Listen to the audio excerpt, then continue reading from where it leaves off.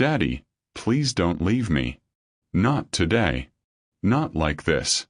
Those were the last words Florence Fowler whispered against her father's chest as Robert A.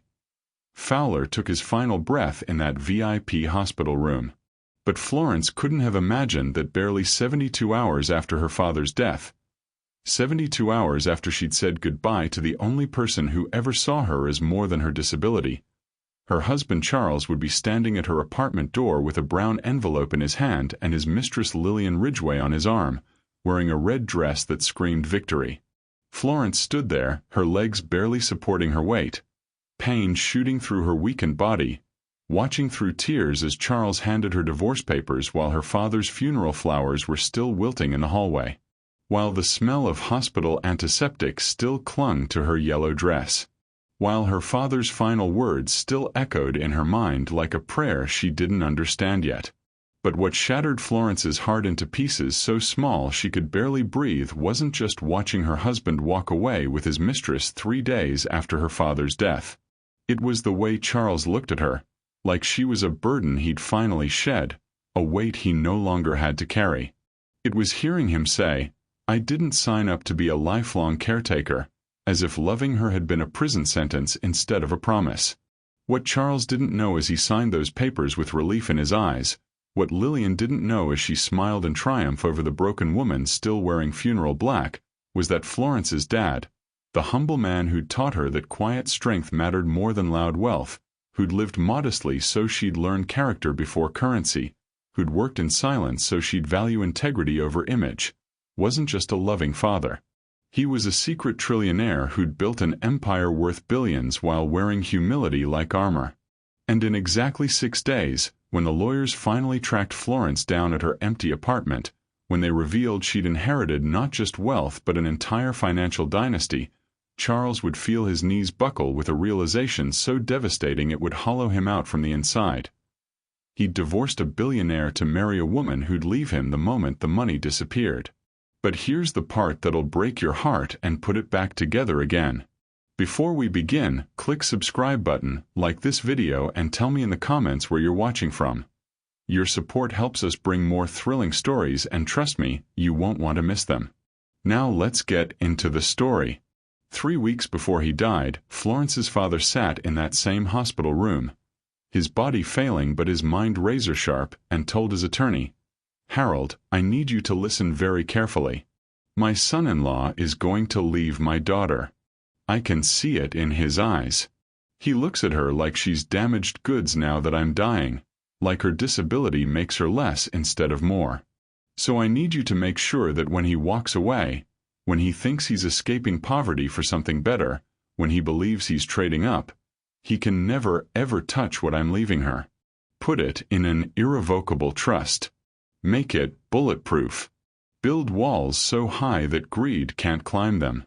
Because when my baby girl discovers who she really is, I want her to know her daddy protected her even from the grave." But to understand how we got here, to understand why Robert A. Fowler knew exactly what Charles would do, why he spent his final weeks protecting a daughter who thought she had nothing, we need to go back 72 hours earlier, to the moment everything fell apart and came together at the same time. The apartment felt like a crime scene. Florence stood in the doorway, her body aching from the stairs she'd barely managed to climb, watching Charles move through their home like a stranger cataloging borrowed items. He worked with surgical precision, his clothes folded into boxes, his books pulled from shelves, his presence erased one object at a time. He didn't look at her once. Lillian waited in the hallway, her presence announced by the sharp clicking of heels on tile and the glow of her phone screen. Florence could hear her laughing, probably posting something. Probably about new beginnings. Probably about upgraded lives. "The lease is in your name," Charles said flatly, taping a box shut. "I'll be out in 20 minutes. 20 minutes to erase 3 years of marriage." Florence's legs trembled. She gripped the doorframe harder. "Charles, don't."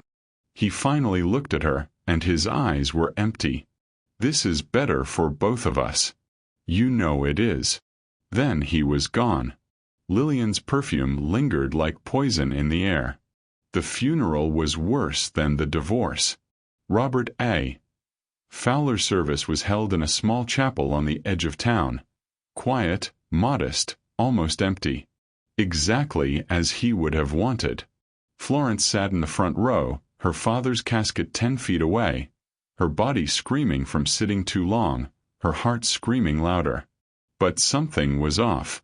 In the back row, barely visible through her tears, Florence noticed them.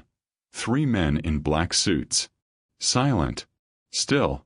Watching. Not mourning, observing. When she turned to look directly at them, they didn't flinch. Didn't pretend. Just watched. Who were they? Her phone buzzed. A text from an unknown number. He knew you'd be strong enough. Florence's hand shook. She looked back at the men. They were gone. That night, Florence sorted through her father's belongings, the few items the hospital had released. His watch. His wallet. His jacket that still smelled like him. And then she found it. A sealed brown envelope, her name written in her father's handwriting across the front. Thick. Heavy. Official. Baby girl, when I'm gone, open this and remember. You are never alone. You are never poor. You are never powerless. I made sure of that. Florence's fingers traced the seal. Part of her wanted to rip it open immediately.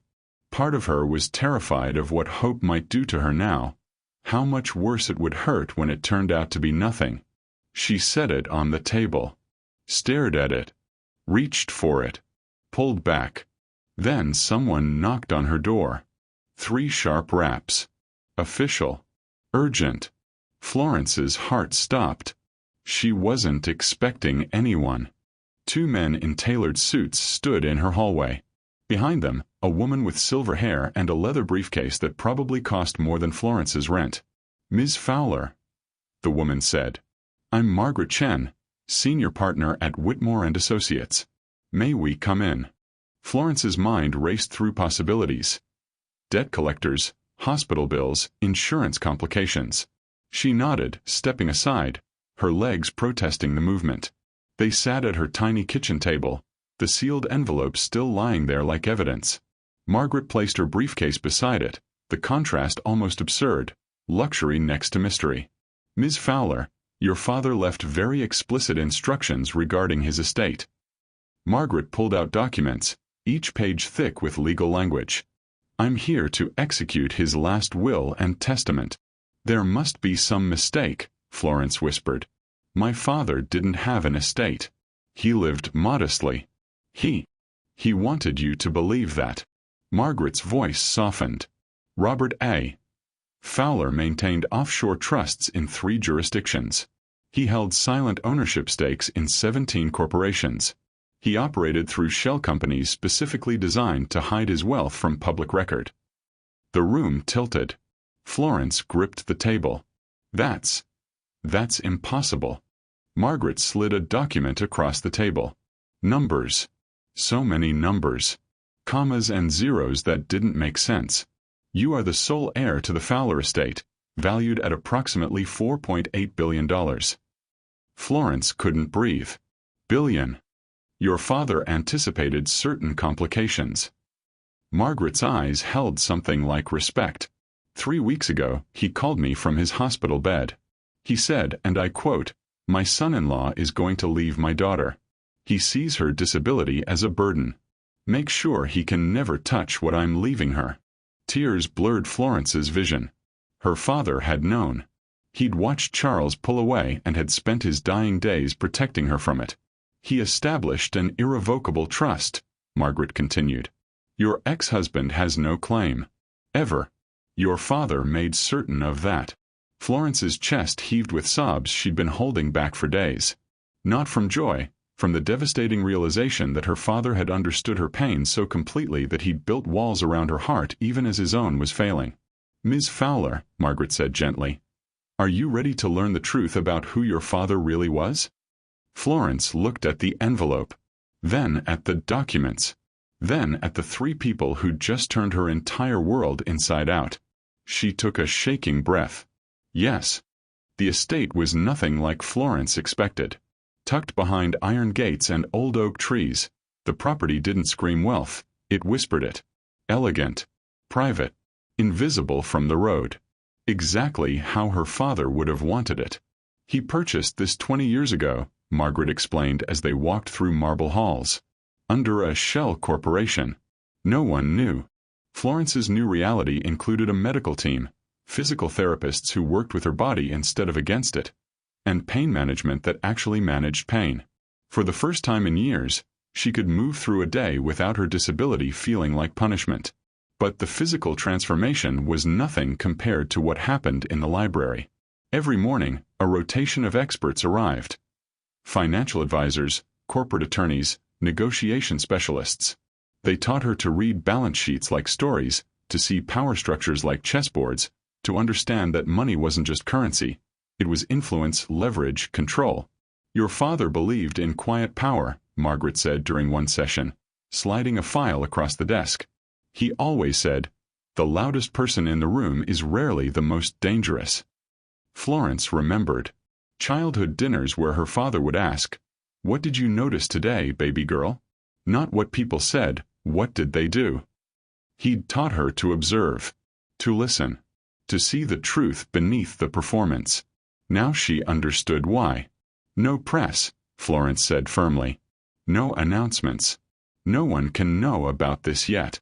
Ms. Fowler, one advisor hesitated. It's unusual to keep an inheritance of this size completely private. My father did it for decades. Florence's voice carried new weight. So will I. Then came the revelation that changed everything. Margaret placed a folder on Florence's desk, tabs marking specific pages. The Fowler Global Consortium holds significant stakes in multiple companies, including. Florence's hands stilled on the page. Peterson Industries. Charles's company. Not just investments. Controlling interest through subsidiary holdings. Charles's entire career, his success, his ability to afford Lillian's lifestyle. All of it traced back to Fowler money. Her father's money. Her money. Charles had divorced a billionaire to marry his mistress, never knowing his mistress was living off that same billionaire's wealth. Florence could destroy him with a phone call.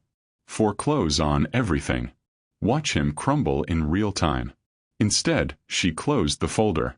Not yet, she said quietly. Margaret raised an eyebrow. You're sure? Florence thought of her father's words. Character matters more than cash. Love is worth more than luxury. I'm sure. Let him think he won. Let him feel safe. She smiled, small, knowing, patient. I'll tell him the truth when it matters most. Charles Peterson's face appeared on the cover of Business Weekly with the headline, Rising Star, the man who built an empire from nothing. Florence read the article from her estate library, coffee growing cold in her hand. The irony was suffocating. I came from humble beginnings, Charles told the interviewer. My ex-wife and I, we were struggling, but I knew I was capable of more. Sometimes you have to make hard choices to reach your potential. Hard choices. That's what he called abandoning his disabled wife 3 days after her father's funeral. Lillian appeared in the accompanying photos, draped in designer clothes, diamonds catching the light, her smile sharp with victory. Her Instagram had exploded. Luxury vacations, Michelin star restaurants, shopping sprees that cost more than most people's yearly salary. The comments section worshipped them. Power couple goals. He deserves this success. She's living the dream. Florence scrolled through it all with clinical detachment. Margaret entered quietly, setting files on the desk. Peterson Industries just secured another major contract. The press is calling him a visionary. What they don't know, Florence said, is that contract exists because of Fowler's subsidiary guarantees. He has no idea he's building on your foundation. Florence turned the page. More photos of Charles and Lillian at a charity gala, looking like royalty. But Margaret's report told a different story, the one beneath the surface. Behind the Instagram posts and magazine covers, Cracks were forming. Lillian's spending was astronomical. Credit cards maxing out, personal loans from friends, pressure from luxury brands demanding payment. Charles had taken out private loans to maintain appearances, borrowing against his success to fund a lifestyle he couldn't actually afford. "I've escaped poverty forever," Charles had told another reporter. "I'll never go back to that life." "He actually believes it," Florence whispered. "Should we proceed?" Margaret asked. Florence nodded slowly. "Start acquiring his debts. Quietly. Through third parties." Over the next weeks, Florence moved like a ghost through Charles's financial life. Every loan he took out, she bought. Every share he offered to investors, she secured through shell companies. Every piece of leverage he created, she collected. Charles signed documents he didn't fully read, desperate to maintain his image. Each signature was another thread in Florence's web. He never noticed the same corporate names appearing across different transactions. Never questioned why his debt kept getting approved so easily. Never wondered who was buying up his company shares in the shadows. From her estate, Florence watched him climb higher and higher, each step taking him closer to a cliff he couldn't see. "He thinks he's building an empire," Margaret observed. Florence's smile was cold.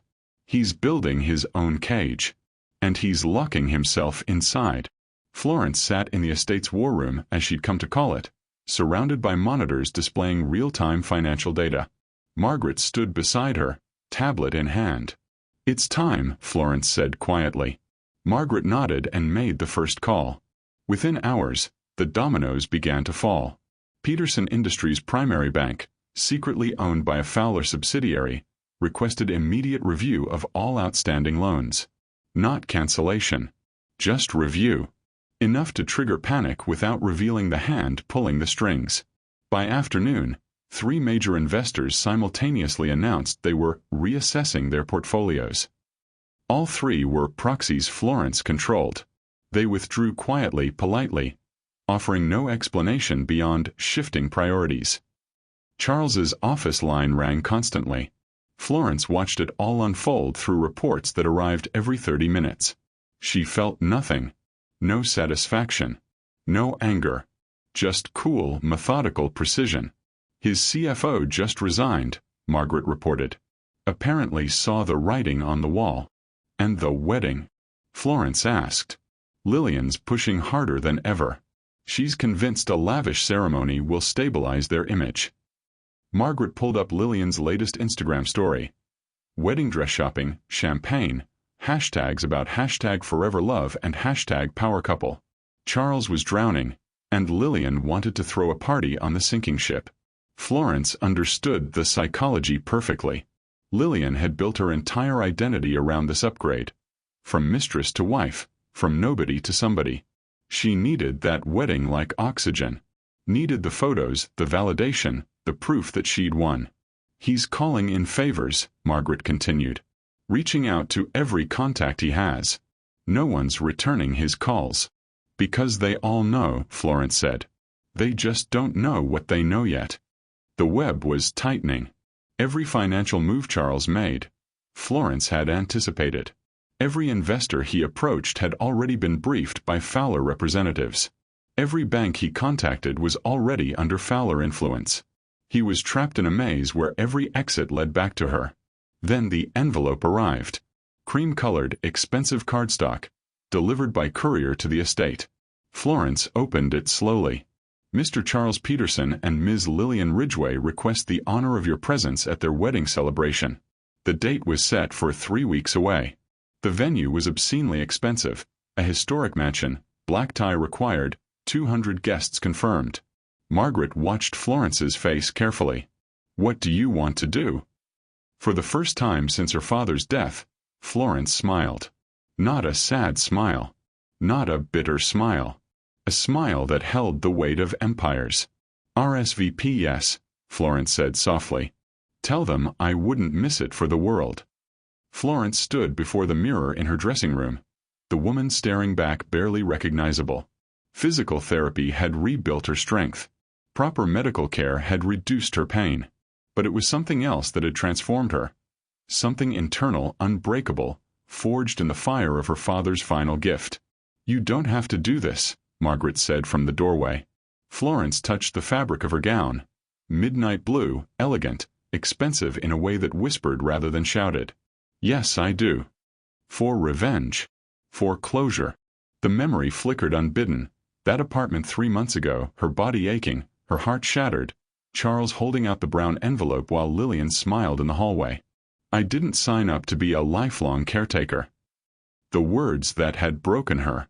Florence had signed those papers believing she was worthless. Believing she was a burden. Believing she had nothing. Now she knew the truth. And Charles deserved to know it too, not because she wanted to hurt him, but because the lies needed to die. "When do we leave?" Florence asked. The media had been circling the wedding for weeks. Peterson Ridgeway nuptials. The social event of the season. From success story to love story. Charles Peterson's fairy tale. Inside the wedding everyone's talking about. Florence watched the coverage from her hotel suite, a penthouse 2 blocks from the venue. Anonymous. Invisible. Exactly how she wanted it. Her phone buzzed. A text from Margaret. "Charles just reviewed the guest list. He saw your name. Laughed it off. Said you probably wouldn't show." Florence's jaw tightened. Of course he did. In his mind, she was still that broken woman in the apartment. Too weak to climb stairs. Too defeated to fight back.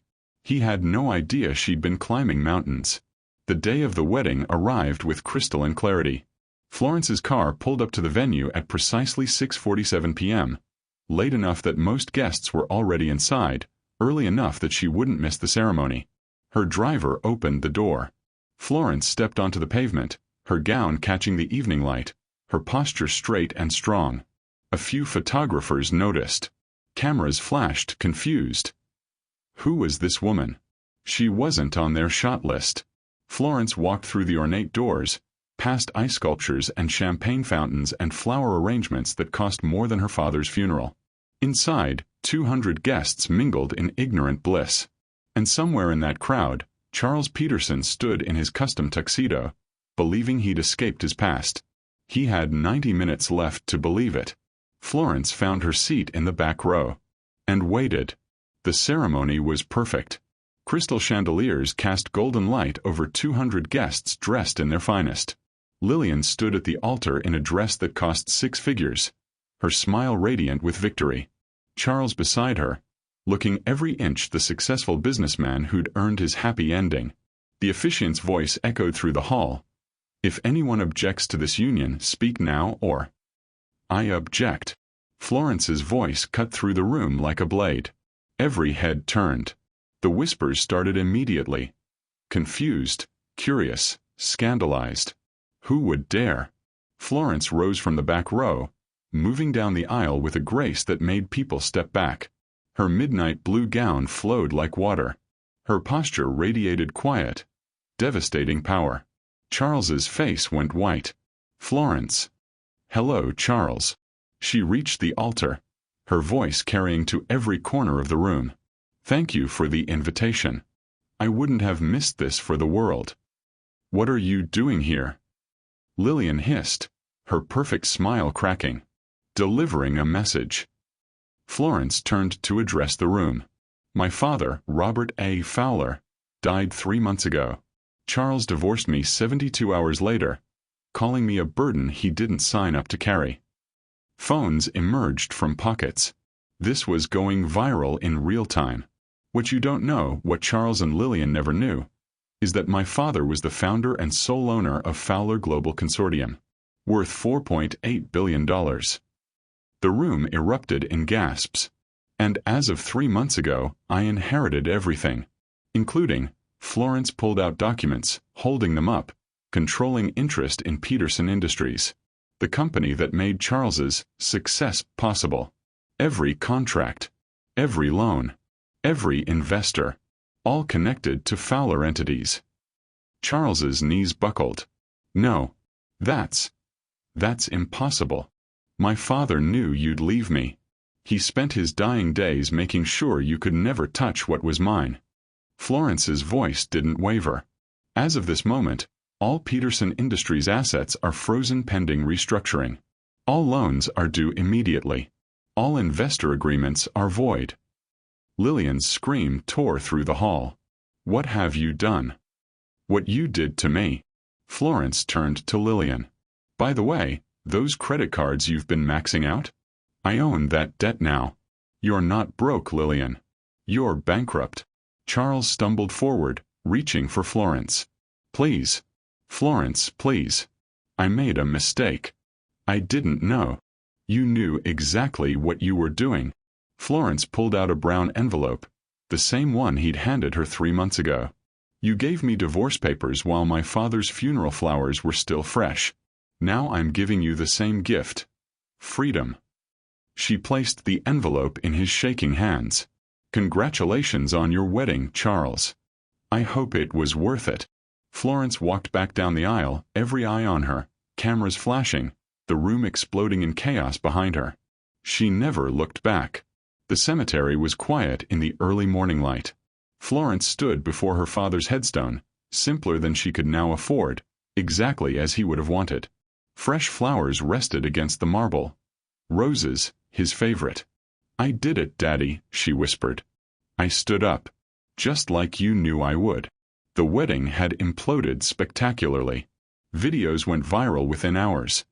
Millions of views, endless commentary, think pieces about karma and justice. Charles's company collapsed by Monday.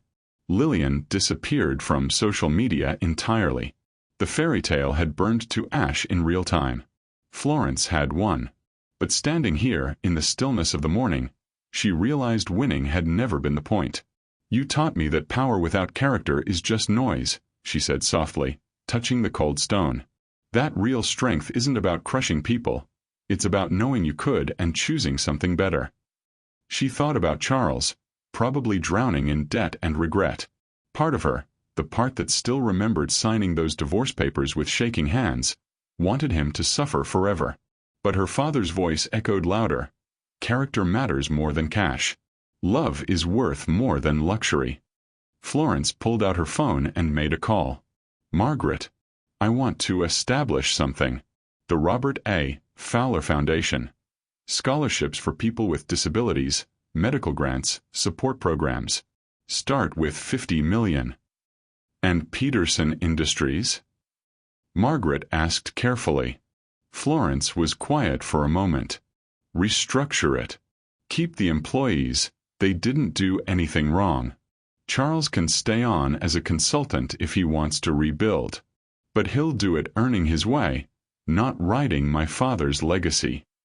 That's remarkably generous. It's what my father would have wanted. He didn't teach me revenge. He taught me dignity. Florence knelt, pressing her palm against her father's name carved in stone.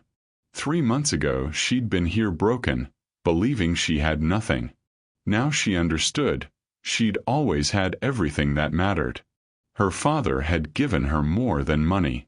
He'd given her the truth about who she was. Strong enough to survive betrayal, wise enough to choose healing over hatred, powerful enough to build something meaningful from the ashes. Thank you, Daddy, she whispered. For seeing me. For protecting me. For teaching me that I was never alone.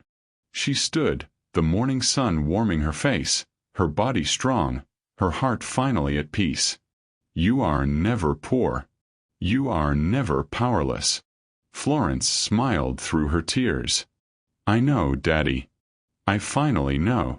She walked away from the grave, not toward revenge or bitterness, but toward a future built on the foundation her father had laid, one of character, compassion, and unshakable strength. The kind of power that whispers instead of shouts. The kind that changes everything.